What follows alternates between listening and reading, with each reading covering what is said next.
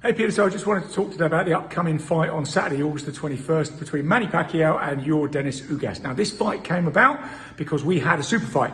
We had Manny Pacquiao against Errol Spence Jr. Now, Manny Pacquiao, as we know, the legendary, across all those weights, and has been around for seemingly forever. He's now 42 years old. 62 wins, 7 losses and 2 draws in that stellar mega career. And we had against Errol Spence, 27-0, the WBC and IBF belt holder. And Manny Pacquiao is the WBA belt holder. He's now the WBA champion in recess because he won that belt from Keith Thurman back in July 2019. So this was set up as a super fight. Errol Spence is a rising pay-per-view star, and Manny Pacquiao is the old warhorse, but still a massive draw, a massive name. So this was a little bit seen as a passing of the torch fight, or almost seeing what Manny can still do now. So it's very interesting for those reasons. And interestingly, Errol Spence was installed as a 2-1 favourite in that fight, because Pacquiao, we know, has been slipping over the years, as anybody does. Age catches up with anybody with as many miles on the clock as Manny, but he still can produce moments of brilliance, as in when he won that WBA title from Keith Thurman in 2019. So we had the super fight, and then last Monday it all fell apart because Errol Spence had a detached retina, or a torn retina in his eye. He's now gone for surgery for that, so he was out of the fight. On the undercard was a fighter called Dennis Ugas. Ugas is 26-4, and he was kind of being lined up to fight the winner of that fight. I mean, he's now the WBA super champion. He was the regular champion. He was elevated to the super champion when Manny Pacquiao was made champion in recess because he hadn't fought for since 2019. And there was a bit of contention over that. And I know it's difficult to keep up with these sort of belt shenanigans, but we often go on about that. So Ugas was being lined up on the undercard, really to fight the winner of Spence Pacquiao probably, and to finally unify all the titles in the welterweight division. So Ugas' opponent, incidentally, also fell out with injury on the Monday, so they made the fight between Pacquiao and Ugas. And a lot of people said, "Who the hell is Ugas? This is rubbish. We don't want to pay for this," because it's still a pay-per-view main event. However, we're going to go through Ugas, and I think Ugas is a good fight. It's a good fight for Pacquiao. The bookies have now made Pacquiao, from being a 2-1 underdog, he's now a 3-1 favourite. So that tells you something about the fight. Ugas doesn't have the same sort of pop and attraction as Spence, obviously, but this is a huge opportunity for him. A Cuban fighter originally.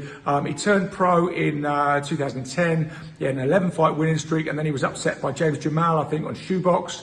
And then he had another couple of wins, and then his career hit the buffers in about 2014. He suffered back-to-back losses, and we didn't hear from him for 2 years. Kind of went quiet, and then in 2016 he had another opportunity. Well, they basically dug him out and said, "Look, fight this undefeated guy, you'll lose," and it looked good on his record, and he won. And then he kept winning and he's put some really good names together. He had a crack at Sean Porter for the WBC title in 2019. He lost that ever so narrowly, and then went on to get to the WBA regular title, and as I say, he's now been elevated to WBA super champion. So he's a good fighter. The Cubans are always good fighters. Very tough guy. Like I say, in this, you look at that 26-4. That's one of those is the controversial loss, or very close loss, to Sean Porter. The other 3 were relatively early in the career, we could say, and he seems to have reinvented himself since then. And motivation-wise, he's going to be sky high, because this is the opportunity to fight the legend, to cement your place in history. If you can send Manny Pacquiao into retirement, everybody's kind of going to remember you. Pacquiao, on the other hand, kind of seems to be doing this what Bernard Hopkins kind of perfected, which was, sit out of the crowd, let the young guns fight it out, let somebody become top dog, and then you come back in, you fight them and beat them. And obviously, Bernard Hopkins perfected that art, fighting every couple of years, keeping that longevity going. And, he did that very, very well for a number of years. And then, of course, eventually gravity catches up with you and it kind of comes crashing down. So when it's going to come crashing down for Pacquiao, we don't know. And this is the question over this fight. Ugas will turn up. He's a good, competent fighter. He's at the top of the welterweight tree, really. He's not an elite level fighter like Spence, say, but he's a very, very good welterweight. And Pacquiao will have to be a very, very good welterweight to beat him. And as we said, he's not the powerhouse when he first moved up to welterweight in 2009.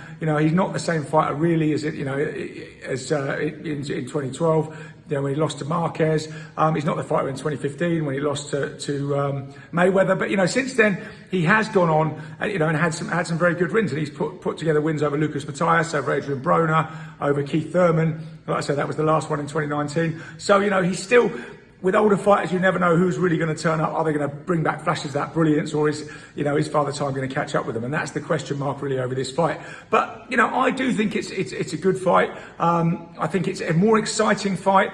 I don't really agree with the bookies. I think Ugas has a good chance to win this. Again, we know which Ugas is going to turn up, and he's going to be super motivated. He's 35 years old. Pacquiao is 42, not having fought since 2019. So it's which Pacquiao turns up is the question mark for this fight.